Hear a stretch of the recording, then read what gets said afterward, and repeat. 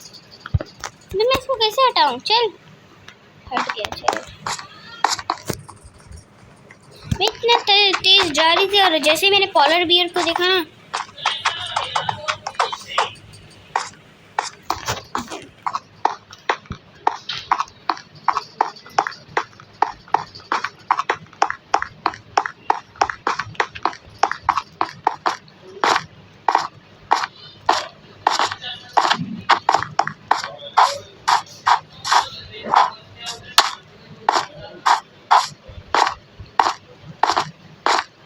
जल्दी से हम लोग दौड़ दौड़ कर जाएंगे।